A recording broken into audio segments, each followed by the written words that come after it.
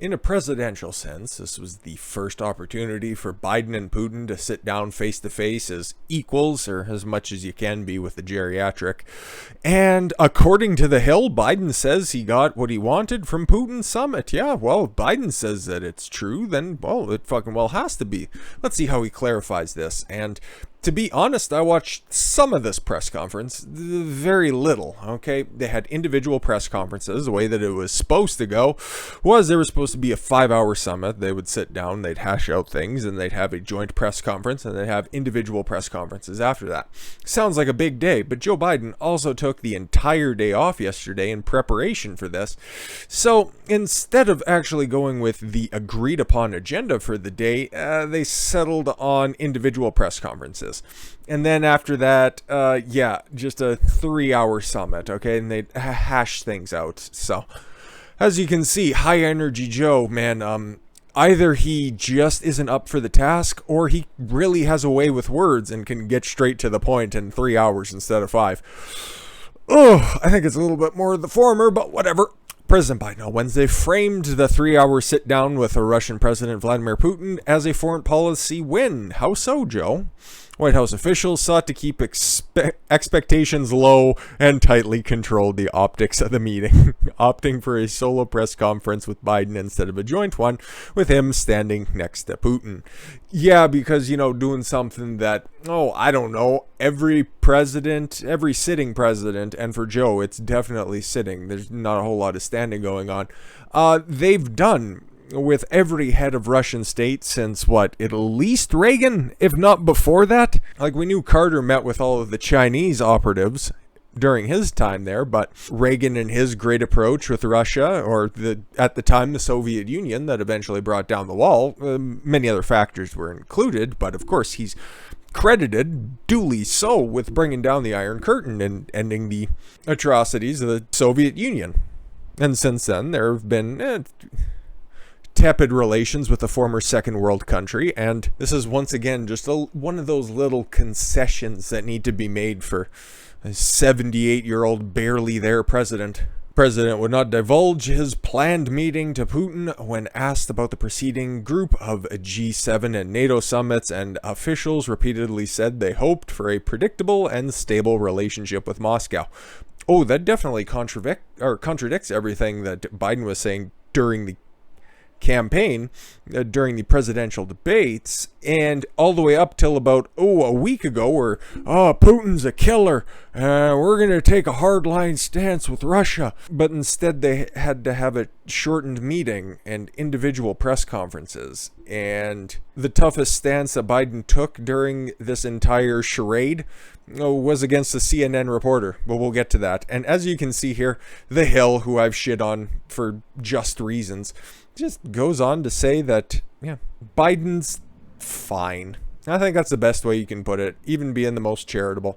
He's fine. He's not anything. He's just a conduit for the decisions that his party are making at this point. As you can remember, during his first couple of days when he was signing executive orders at a record pace, he must have, injured his wrist or something. He hasn't signed very many executive orders, at least at the rate that he did when he originally hopped into the Oval Office. There's a little sound clip that was out there. What am I signing?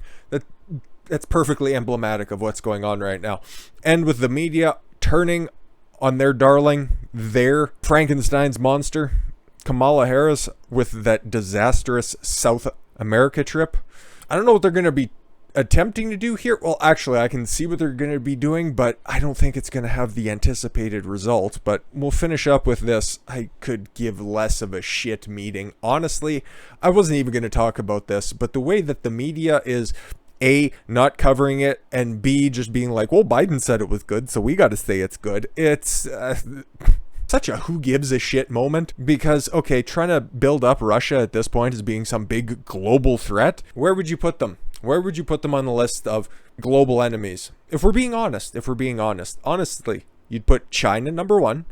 You might put the craziness of Kim Jong-un as number 2 for North Korea. And then outside of that, you always got to keep an eye on Germany, but I don't really know. Like, what the fuck else is there? Maybe they're number 3. Maybe Russia's number 3 if we're going to be honest about this kind of shit? If we're discounting the entire conglomerate to the Middle East and whatever the fuck they're going to do, it looks like they're just going to try to glass each other into extinction before they really take it to Europe or to North America. So I don't really know. Russia doesn't rank in my top 10, but if we're going to be fair about things, top 5, maybe.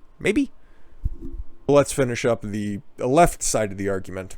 Biden and Putin released a joint statement after their face-to-face meeting, saying the two countries have demonstrated that even in periods of tension, they are able to make progress on our shared goals of ensuring predictability in the strategic sphere, reducing the risk of armed conflict and the threat of nuclear war. Yeah, that's what you kind of should be doing, but that seems like it's kind of selectively clipped out of there for a little quote, but okay. They agreed to start nuclear arms control and risk reduction talks in the near future. I don't think that they're really ramping up anywhere, but if you're going to be talking about some Russian allies and some American allies maybe ramping down their nuclear program, yeah, that'd be fine. But you should also take a look at China and their allies, what they're doing with their nuclear programs. If we're going to be totally honest about that, maybe that's what they're all about. But we don't have very many details about this face-to-face. And they also jointly reaffirmed that a nuclear war cannot be won and must never be fought. Thank you. Thank you for making obvious statements.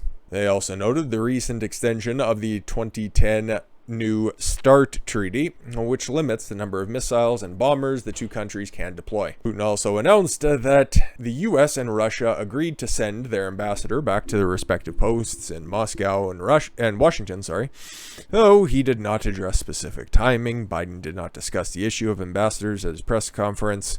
Just a whole bunch of nothing, really. But that's what happens when, leading up to this, one side's being told that Russia is the most dangerous nation on the face of the earth, and that this is going to be one of the defining moments of the Biden presidency so far.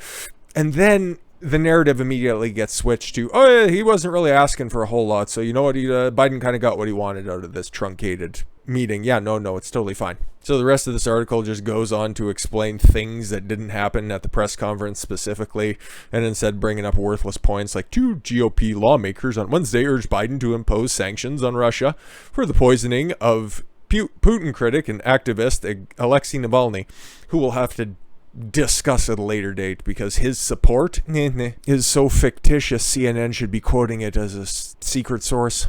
But like Breitbart says here, Joe Biden got nothing in Geneva summit with Russia's Vladimir Putin. Yeah, but I thought Biden said, I read the headline, so I did good news. Biden says he got what he wanted, but was what he wanted nothing? Funny, right? President Joe Biden gave Russian President Vladimir Putin almost everything he could have wanted at their Geneva summit. He elevated Putin above other leaders, including American allies, and failed to force any real concessions on Russian policy, and also got the Russian dick slapping right across his face.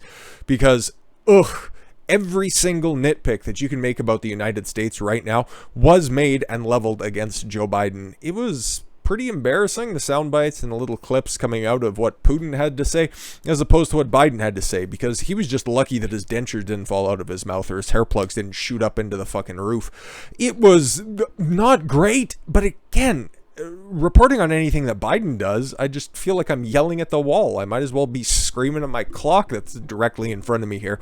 Nobody cares. He's not exciting. He's barely coherent. And while it's a slog to talk about him in any sort of exciting sense, it's also necessary because all of these apathetic takes about previous administrations. We've got to take the Trump administration out and just kind of put it off to the side because that was a totally different animal in every aspect of coverage.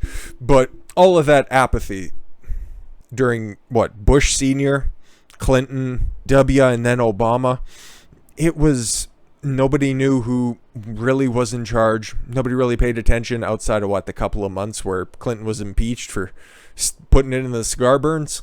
That's where all of the developments were made. That's where all the people were staffed in the different deep state offices. And that's what's coming to fruition right now. But let's just rein in this very hyperbolic talk for a minute and get to what were the big takeaways.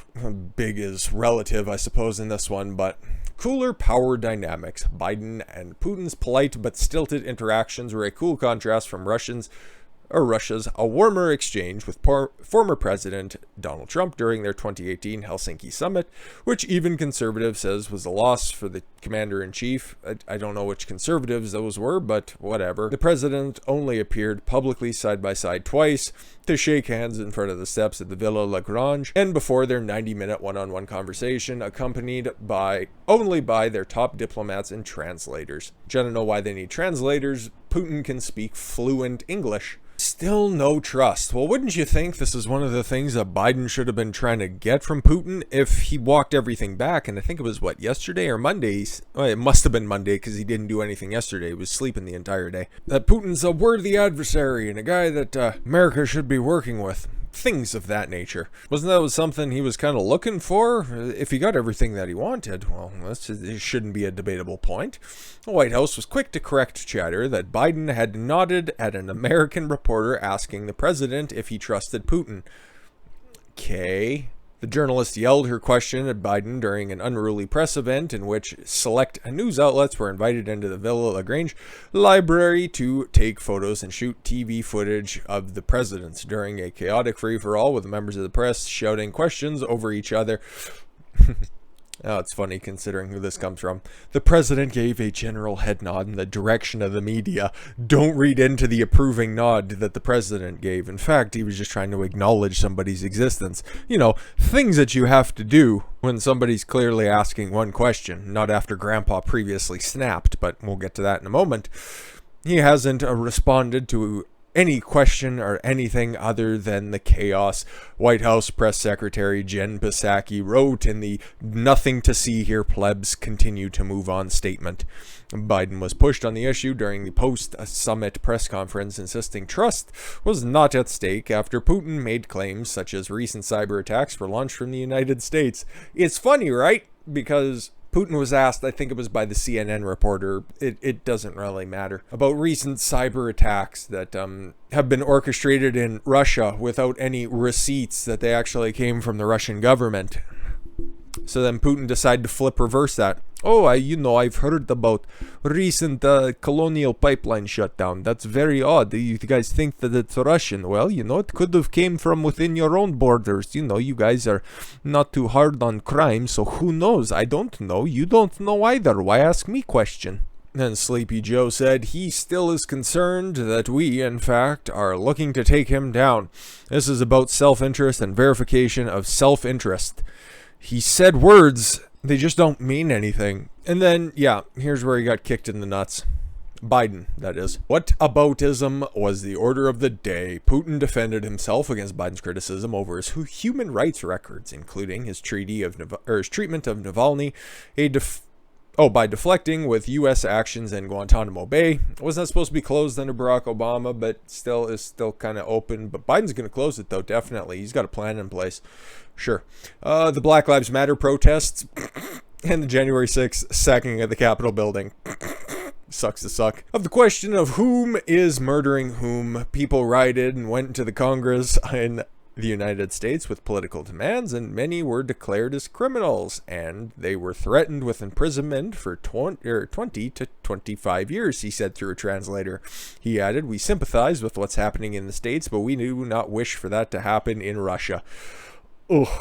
Hey man, if you guys want to run around there and trumpet that you've got over 400 arrests and people are being charged and sentenced but offered plea deals and given no more than really community service.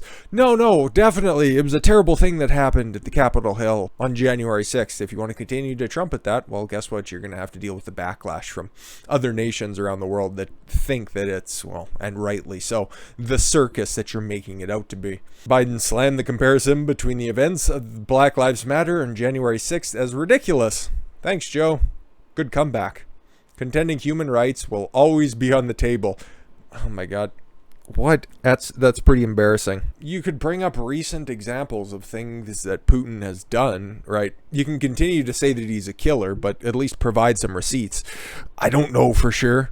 Like, you could say, oh, you imprisoned that all-female punk rock band, Pussy Riot, for reasons. I don't know. All I remember is that entire situation was a bit sketch anyways, and I'm not trying to run cover for Putin, but at the same time, it's like, what the fuck? There were some underlying causes there. Annexation of Crimea. and rolling up on Ukraine. Like, these are recent-ish examples, things that happened during your vice presidency that you could bring up, and instead you're like, no, human rights will always be on the table. We got to talk about this type of stuff. Come on now, be reasonable. Come on, man. It just doesn't hold any water with somebody who's actually a competent leader of their country. No president of the United States could keep faith with the American people if they did not speak out or defend our domestic values, he said. It's just a part of our DNA of our country. Again, instead of just constantly being on the back foot, you should probably be throwing a couple of counter punches yourself there, Joe, but I wouldn't want you to break anything. He later confirmed he warned Putin that the consequences of Navalny dying in prison would be devastating for Russia. Yeah, but is he gonna die though? And what's his records with the Clintons? This one's a little bit odd, but maybe not upon further examination. Putin surprised many observers by arriving in Geneva on time after repeatedly turning up late for previous U.S. presidents. The Russian was also scheduled to speak first to reporters during their talks and press conferences, but while Biden administration predicted the summit, containing 2 bilateral meetings, would last 4 to 5 hours, the session lasted roughly 90 minutes each, with a 45-minute break to separate them. Okay, so it's even more pathetic than apparently supposed to be 4 to 5 hours, but it was 2 90-minute segments with a 45-minute break in between. He's so frail and so fragile. How on earth is he supposed to do this again with any other leader? You'd have to think that Xi or Kim Jong-un is probably reading this and just absolutely having a little wank at this. Biden explained the timing by saying the pair had been productive during their first session, asking reporters how often foreign leaders spend 2 hours in direct conversation across the table, going into excruciating detail. You're not one of them, because it was 90 minutes each. So either you guys only talked for 2 hours, or that report is wrong. That report of the 3-hour meeting separated by a 45-minute lunch break is just, in fact, one long meeting that lasted 2 hours. Or it's also Joe's tenuous grasp of the facts. It could be an entire mix of the three. But yes, it did in fact end on a sour note, and we got a different article for that. But Joe Biden snaps at CNN and American press, you never ask positive questions, which is just another sign. Let me just refresh you guys' memory. Perhaps you're not familiar with anybody who has Alzheimer's or something. Random outbursts of unsubstantiated anger is a sign of Alzheimer's. Just one of the symptoms. It's one of the side effects and one of the things that you just have to deal with if you have an elderly relative in your family.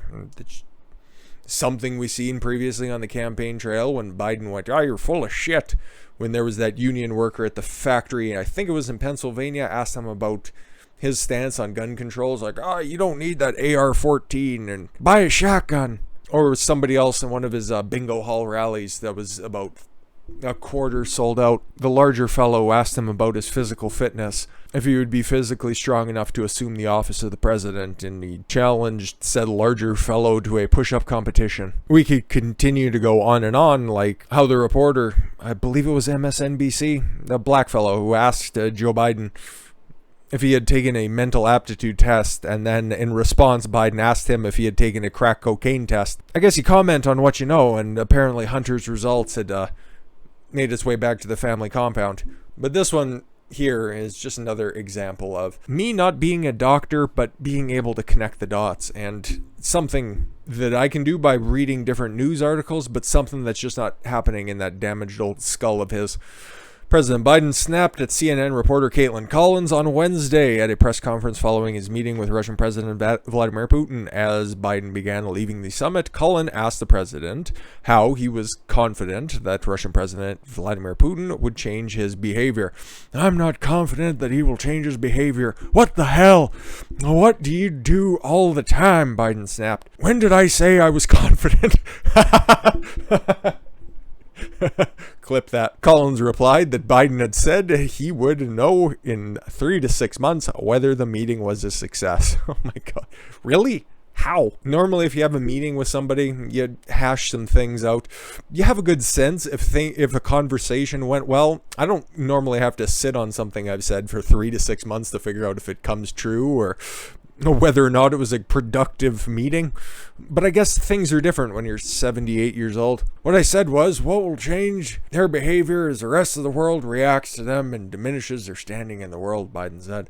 I'm not confident of anything. I'm just stating the facts. Come on, man. Collins noted Putin's behavior did not change after the meeting with Biden, saying, how does that account to a constructive meeting as President Putin framed it? If you don't understand that, you're in the wrong business, Biden replied before walking away from the press conference. And then immediately somebody must have tugged on his coat jacket and been like, Joe, please, that's a sympathetic ear you have there with CNN. You should go back and you should say something nice about her. I owe my last question here an apology.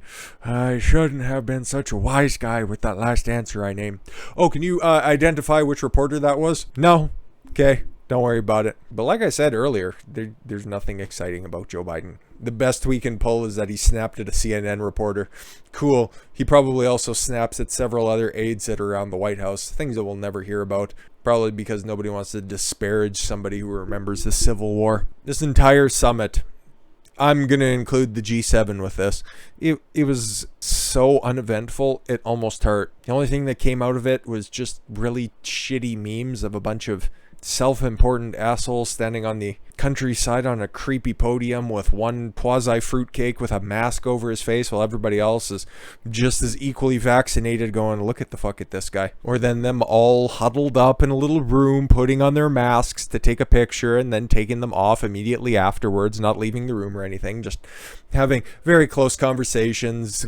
Joe Biden especially with Emmanuel Macron in a certain garden back there when they're about meet my microphone away from one another, which definitely didn't look like a father-son conversation. Biden just looking at him going, Hunter, what's with the funny accent, man? But you didn't hear anything about this because, well, the media doesn't want to kill their golden goose right yet, okay? They don't want to euthanize their own little monster that they've created. Remember, this entire malaise that's going on right now is all in response to the productivity of the economy prior to the lockdown. Cable news experiencing a boon over the past 4 years because Orange Man bad for literally everything, but Joe Biden was supposed to be a return to normalcy, no more mean tweets, and he's going to be so goddamn popular because 81 million people, right? Can't be wrong. And that, now the approval rating is starting to come down. I don't know, maybe the writing's on the wall. Maybe they think that Biden's not going to make it that much longer. And they're finally just going to start to turn this because there's only so much air freshener you can spray on a pile of shit before you have to recognize that we got to take this out. We can't just let this sit on the carpet in the middle of the house. There's only so much newspaper we can put over that before we have to address the root of the problem. And their Manchurian candidate isn't that effective, really. Like, I still think he's going to be running out his entire term. And frankly, I do want that. Mostly because I fear his replacement is going to be 35 times worse, at least. And then I just want to see the debates in 2024 again. With a 78-year-old Trump looking at least 30 years younger than an 82-year-old Joe Biden. That would be something to behold. And I do wish him good health. But I also wish him the rest that he required in order to build himself up, to get enough spunk and energy to just have a sit-down meeting, a truncated meeting with Vladimir Putin. It's depressing, and this video went on a little bit longer than I anticipated because I guess there is a lot to say about somebody of major consequence, but very little substance. That's about the headiest topic we're going to be discussing today. We got a shooting and some Canadian politics to talk about for the rest of the day, so if you want to stick around for that, that'd be cool because it's going to be a lot shorter, but not any more sane than a Joe Biden unscripted speech. With that said, I thank you all very much for the gift of your time. I've been Don Consuelo. I want you to follow your gut and get after it. Catch you later, everyone.